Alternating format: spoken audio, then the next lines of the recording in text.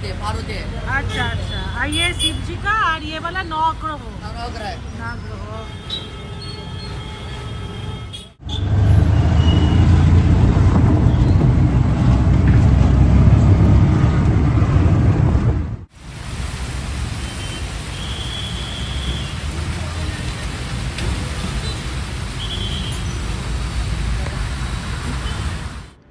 সবাইকে অনেক অনেক ভালোবাসা জানিয়ে আজকের ব্লগটা শুরু করছি।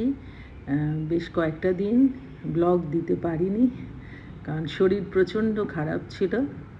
আর আমার ছেলে আজকে সকালবেলায় উঠেই আরবান ক্লাবে একজনকে, মানে যে বডি ম্যাসাজ করে তাকে খবর দিয়েছে।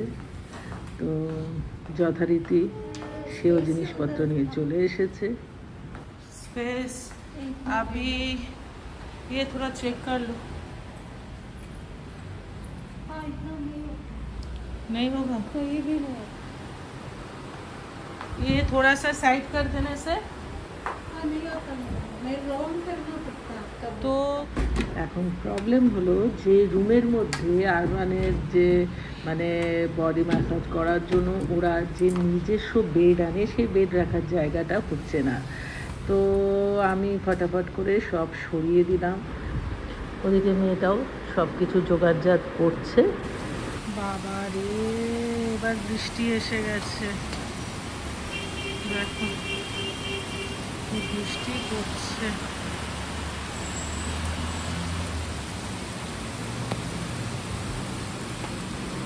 বাইরে ঝমঝমিয়ে বৃষ্টি পড়ছে আর আমার ঘরে একাকার হয়ে রয়েছে। ওই যে অলরেডি ও বেডটা নিয়ে চলে এসেছে, ওটার জন্য একটু জায়গা বার করে দিলাম।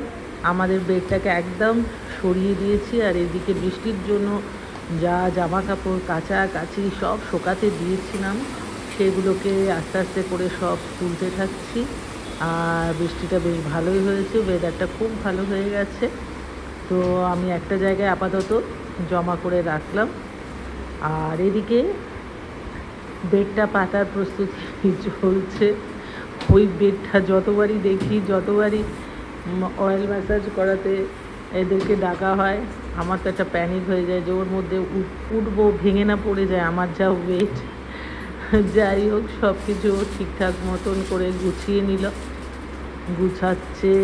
আর আমাকে বললো যে আমি দুটো ড্রেস দেবো, আপনি একটু চেঞ্জ করে আসবেন। আর সবচেয়ে ভালো লাগে ওদের এই সুন্দর একটা মানে অয়েলটা গরম করার জন্য এই জায়গাটা আমার ভীষণ ভালো লাগে দেখতে। फैन ऑफ करना होगा? नहीं चलेगा, इसमें हो जाएगा।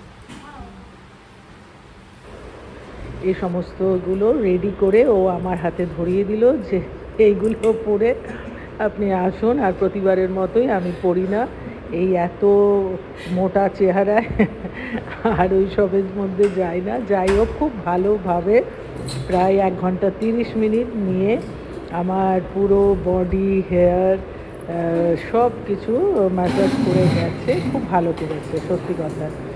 তো ওকে আপাতত টাটা বিদায় দিয়ে আমি লক করে দিলাম।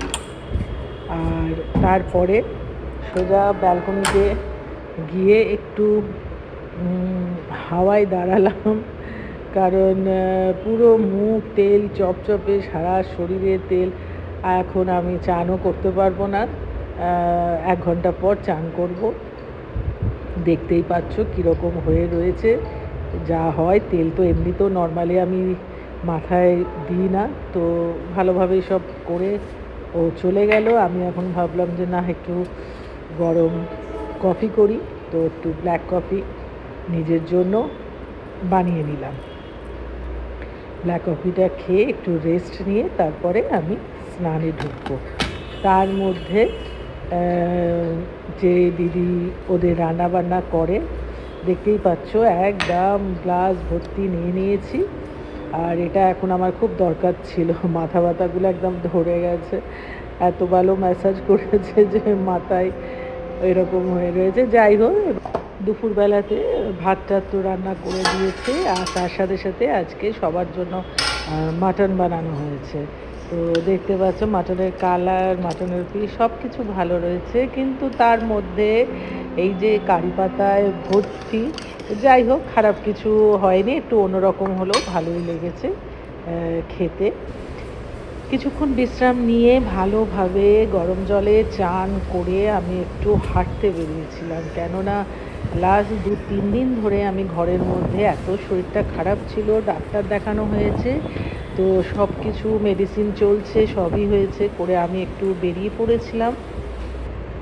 একটা অটো নিলাম, অটো নিয়ে বাড়ির একদম কাছেই একটু অপোজিটেই একটা মন্দির আছে, তো আমি ভাবলাম এতটা তো আমি হাঁটতে পারবো না, যদিও এটা ওয়াকিং ডিস্টেন্স, কিন্তু আমি ভাবলাম না, শরীরটায় ঠিক মানে ঠিক নেই, তো অটো ধরে বেরিয়ে পড়লাম। আর ওয়েদারটাও এত সুন্দর ছিল, এই বড় বড় বিল্ডিং, অফিস সব দেখতে দেখতে এগলি ওগলি দিয়ে নিয়ে আমাকে এখন এটা একদম সোজা মেন রোডেই উঠবে, যেহেতু ও ভেতর দিয়ে নিয়ে যাচ্ছে বলে এদিক ওদিকটা মানে রাস্তাটা শর্টকাটে ধরেছে, কিন্তু সোজা মেন রোড দিয়ে গেলে কিন্তু এটা ওয়াকিং ডিস্টেন্স, এটাতে মানে হেঁটেও যাওয়া যায়। मुझे थोड़ा साइड करके रोक देंगे। हाँ, यहाँ पे। हाँ, नहीं नहीं, यहाँ पे ही रोक दीजिए। हाँ हाँ, मंदिर के सामने। দেখতে পাচ্ছ এত সুন্দর একটা শিব ঠাকুরের মূর্তি, একদম গাছের নিচে একটা ছোট্ট মন্দির, তার উপরে এই শিব ঠাকুরের মূর্তিটা বসানো রয়েছে। তো এখান দিয়ে আসা যাওয়া করতে করতে মানে সব সময় দেখি, কিন্তু আসা হয় না। তো একদম মেন রোডের ওপরেই এটা। তো আমি প্রথমে ওই মন্দিরটাতেই ঢুকলাম, ঢুকে একটা গণেশ ঠাকুরের মূর্তি দেখলাম, এত সুন্দর করে সাজানো হয়ে রয়েছে, আর তার পাশেই একটা বোর্ডের অনেক কিছু লেখা রয়েছে, যেটা আমার পক্ষে পড়া একেবারেই সম্ভব নয়, তা তোমরা নিশ্চয়ই বুঝতে পারছো। আর আমি একটু ঘন্টাটা একটু বাজিয়ে নিয়ে এখানে সন্ধে হচ্ছে দেখে এখানে প্রদীপটা জ্বালিয়ে দেওয়া হয়েছে, আর ঠাকুরের সামনে গিয়ে ঠাকুরকে একটু দর্শন করে প্রণাম করলাম। আর এখানে সমস্ত কিছু রাখা রয়েছে, আর দেখতে পাচ্ছ যে এটা একদম মেন রোডের উপরে, আর এর অপোজিটেও একটা ছোট্ট মন্দির আছে, সেটাতেও যাব। তো আগে এখানে আমি একটু ভালোভাবে ঠাকুরকে প্রণাম করে নিলাম, সামনে আরেকটু সামনে গেলাম, গিয়ে নিলাম, কি সুন্দর সাজিয়েছে, দুর্বা দেওয়া রয়েছে। তো আমি ওখানে একটু ঠাকুরকে প্রণাম করে মাথায় একটু তিলক নিজেই লাগিয়ে নিয়েছি, করে ঠিক তার অপোজিটেই এই আরেকটা ছোট্ট মন্দির রয়েছে, সেখানে চলে এলাম। এত ল্যাঙ্গুয়েজের প্রবলেম, এদের ইংলিশও উদ্ধার করা যায় না, মানে যারা একদম সাধারণ মানুষ, হিন্দি তো একেবারেই বলতে পারে না, বুঝে নিতে হয়। তো এই পারে এসে আমি ওপারের ঠাকুরটাকে তোমাদেরকে দেখাচ্ছি, কি সুন্দর দেখো শিব ঠাকুরের মূর্তিটা। তো এখন আমি এই মানে ফ্রন্ট ক্যামেরাতে তোমাদেরকে আর কি দেখানোর চেষ্টা করছি মূর্তিটা আর মন্দিরটাকে। আর আমি এখন যেই মন্দিরটার সামনে দাঁড়িয়ে আছি সেইখানে এখন যাব, অবশ্যই তোমাদেরকেও দেখাবো সেখানে কি কি ঠাকুর আছে না আছে, আমি নিজেও জানি না। তো অনেকটা বেশ সুন্দর করে একদম ঘেরা রয়েছে, ঢুকেই এটা যে ঠাকুরটা রয়েছে সেটা প্রণাম করলাম, এবং পরে অবশ্যই জানলাম যে এটা মা পার্বতী। আর এখানে সন্ধ্যের মুখে সব জায়গায় প্রদীপ জ্বালিয়ে দেওয়া হচ্ছে, আর দুজন পণ্ডিতজি ছিলেন ওখানে। আর এত গাড়ি ঘোড়া এখান দিয়ে, মানে এটা একদম প্রপার একটা জায়গা। তো রাস্তাঘাটে দেখে বুঝতে পারছো কত গাড়ি ঘোড়া যাচ্ছে। আমিও একটুখানি মাথায় নিয়ে নিলাম প্রদীপের আলো। এদিকে আবার এখানে আমাকে আর একটু সামনে যেতে দেয়নি, মানে ওদের বারণ আছে হয়তো, তো আমি এখান থেকে প্রণাম করে নিয়েছি। সুন্দর সাজানো গোছানো সব রয়েছে, ওনার সাথে একটু কথা বললাম।